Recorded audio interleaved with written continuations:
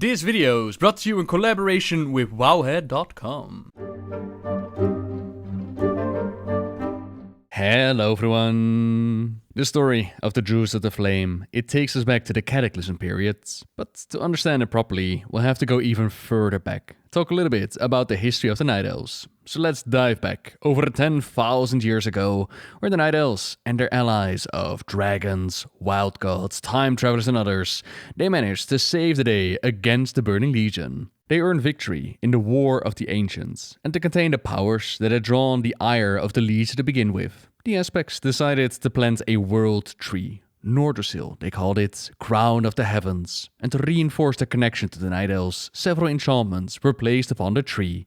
Strength and vitality, immortality, and easier access into the Emerald Dream, so that Malfurion and those that decided to follow his path of Druidism, they would have an easier time walking the many paths of Ysera's realm of the Dreamways. Named in honor of the wild god Cenarius, this so-called Cenarian Circle, they would slumber and help nature to heal and grow, while Tyrande the Whisperwind would lead her people into the future, wide awake and with challenges all of their own. Then we're gonna fast forward a bit to the War of the Shifting Sands, a war that played out in the sands of Silithus, and once again Night Elf and Dragon united for the sake of the world.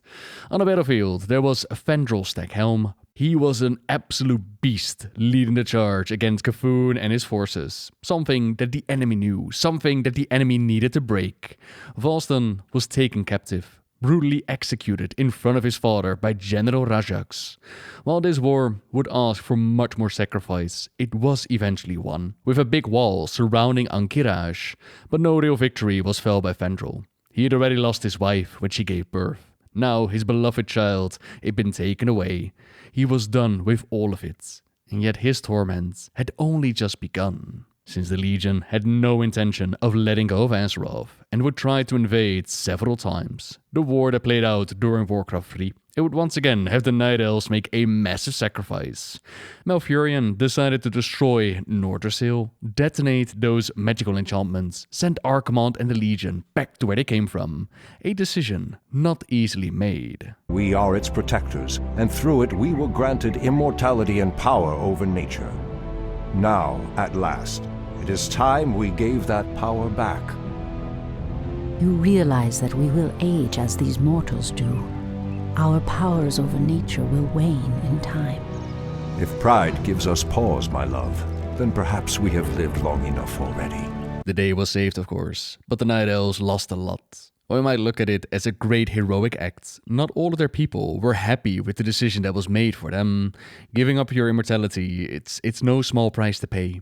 Now Fendrel, he'd come up with the idea of planting a brand new world tree, but Malfurion, he was fully against this. Past attempts at doing this, it has not exactly worked out. And even worse, none of them were aware that Stackhelm, he was being manipulated from the shadows by Xavius the Nightmare Lord, to spread his influence, turn more of the Emerald Dream into the Emerald Nightmare. He'd approached Stackhelm under the guise of his lost son, whispered in his ears until there was very little left of the Archdruids. He would do anything to get his boy back, including going against the wishes of his Shondo. With whispers in his ears, he made sure to keep Malfurion trapped within the Emerald Dream, which had now been turned into the Emerald Nightmare. Then he took their circle and worked on getting Teldrassil up, a brand new home for the people, one that would surely fare better than Nordrassil did. He even expected the dragons to bless this one once again, restoring their immortality, but the dragons refused his requests. This world tree they called Teldrassil, and despite Fendrel asking them personally, the Aspects, they flat out refused. Nosdormu, Lord of Time, he saw the Druids' arrogance. In agreement with Nosdormu, Alexstrasza also refused Stackhelm, and without her blessing, Teldrassil's growth, it's been flawed and unpredictable. Seeking to regain their immortality, a number of wayward Druids conspired to plant a special tree that would link their spirits to the eternal world. Despite Malfurion's warnings that nature would never bless such a selfish act, the Druids planted the great tree Teldrassil off the stormy coasts of northern Kalimdor.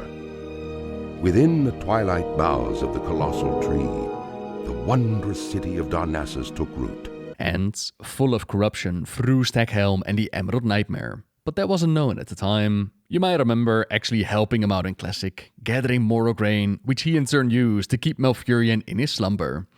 Eventually though, just before the Cataclysm, our Archdruid would be saved by his allies. He would wake up again, confront and expose Staghelm, cleanse Teldrassil and push the Nightmare back.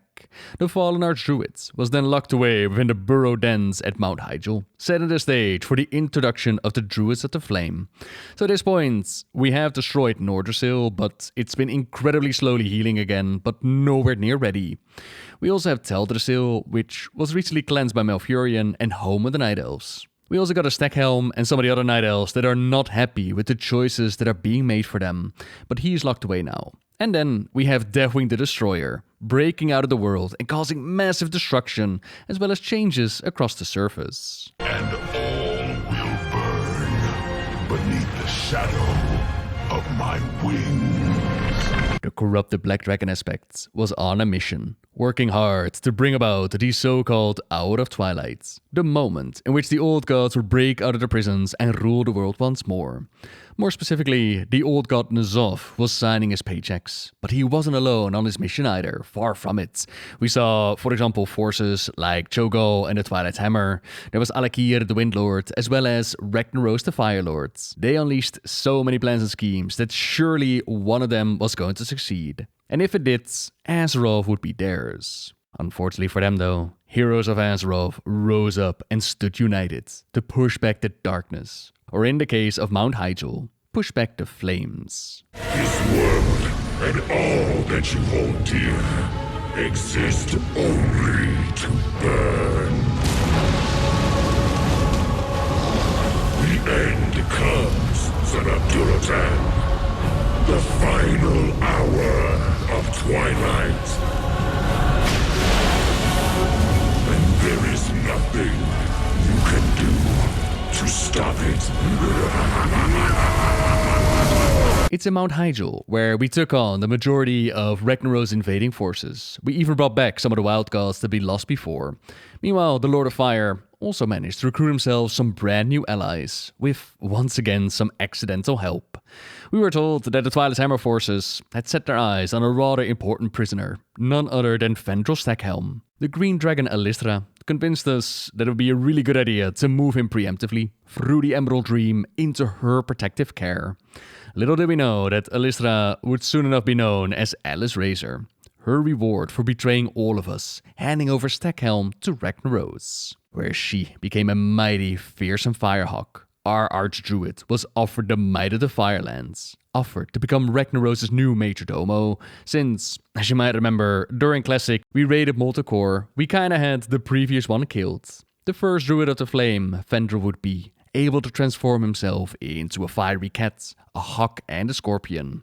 The gifts of nature are now infused with the raw primal might of fire. If he could not live in a world with his beloved child, then he would bring ruin to all of Azeroth. Not alone, more were disgruntled with their leader's choices. More were turned to their flamey side. Among them, there was Leyara, Fendrel's daughter-in-law.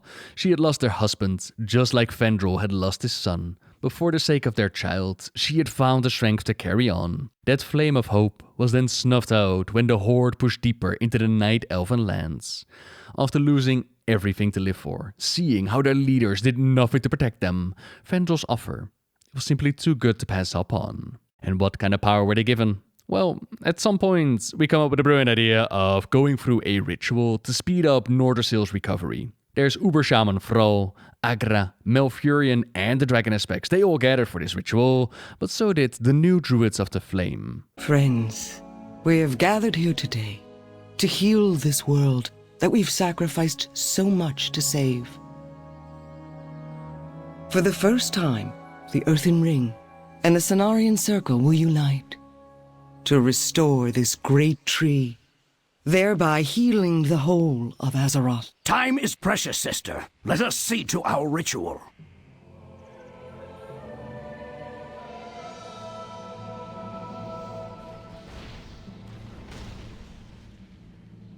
I'm sorry. Are we interrupting?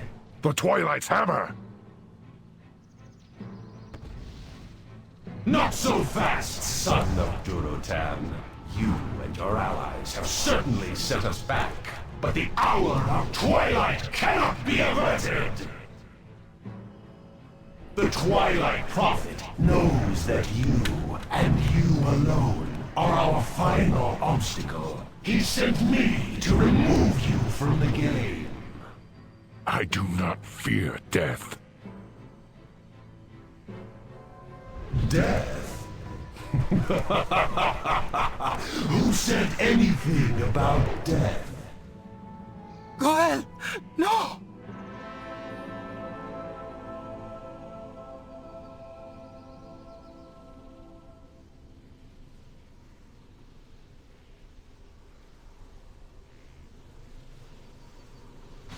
Even now, the elements are tearing you apart, and they shall feed upon your doubts and fears till the last spark of life on this wretched world has been snuffed out!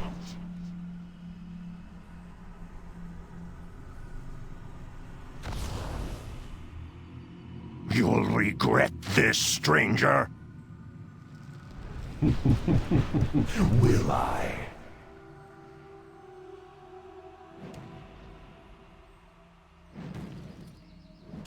Come, Shondo. Certainly you recognize your former pupil. Vandrel, what have they done to you? Naive as always, I see. Your pet orc cannot save you now, Furion. And the flame of our vengeance draws near.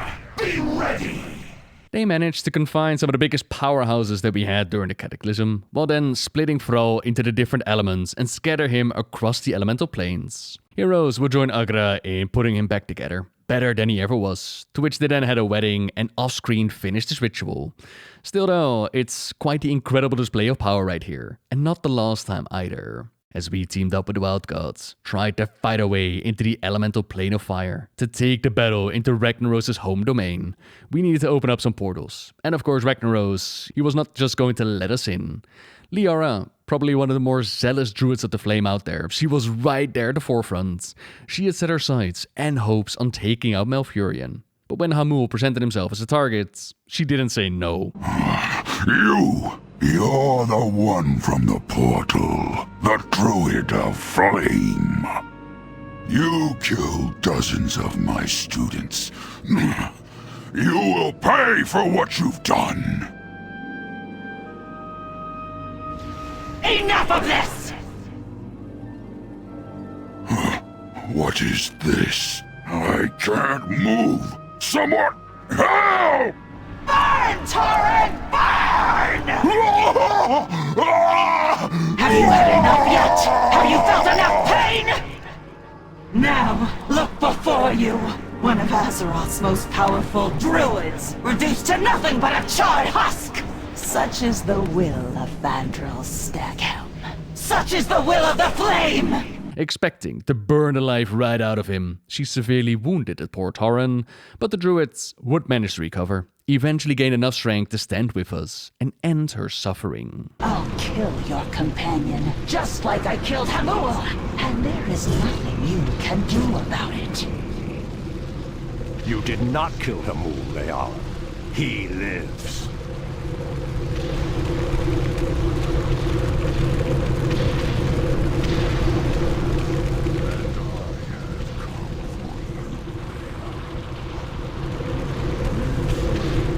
I don't believe it! I seared the life from your body!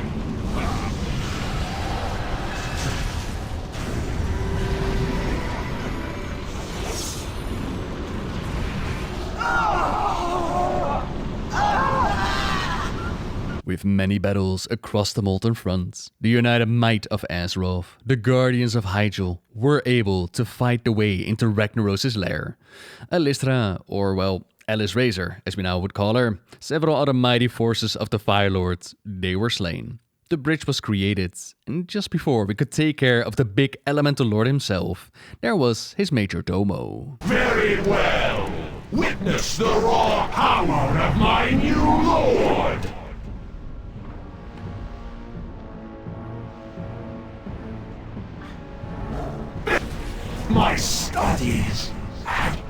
only just begun. Finally doing what Malfurion could not, we end the threat of Falstad once and for all. Cenarius, Hamul, and Malfurion then band together to make sure that Ragnaros doesn't escape our wrath. Being slain within the Firelands, it meant his true demise. But even back then, we knew that a new Fire Lord was going to rise up. You can't get rid of the element of fire after all. And Shamans of the World, they helped this happen. They helped Smolderon take up position as brand new Fire Lords, united their power against the might of the Burning Legion during the Expansion Legion. Now, Smolderon's fate, it's been a little bit unknown since then. We've seen a cult trying to revive Ragnaros, but there was no sign of Smolderon. Time's going to tell what happened to him, I suppose. And the same goes for our Druids of the Flame. Well, we have taken care of some of the major players. We saved Mount Hyjal, we helped progress the healing of Nordrassil, we even defeated Deathwing, and we prevented the Hour of Twilight. But time, it's not exactly been kind to the Night Elves. They've made great sacrifices, and yet they had to witness the burning of Teldrassil at the hands of Sylvanas and the Hordes. The leader Sharonda then fell deep into the powers of Elune and the whole Night Warrior path. But who knows what others might do in the wake of losing their home, losing their friends, and their loved ones. Time passes, yet the sting of his death will not fade. All's done. My dear husband, you left us too soon. Our child has been born. It's a girl, a beautiful baby girl. I named her Astaria. She has your eyes. Leyara, the two of you are all I have left. I swear to you, on my life, you and my granddaughter will always have my protection. Time is going to tell. But for now, you're up to speed on the story of the Druids of the Flame. So as always, thank you very much for watching, everyone. Say there's one more details on all the things that we talked about today, then make sure to check out the related WoWhead article in the description down below. As for me, subscribe if you like my videos, leave a like if you enjoyed this one, and until next time, see ya!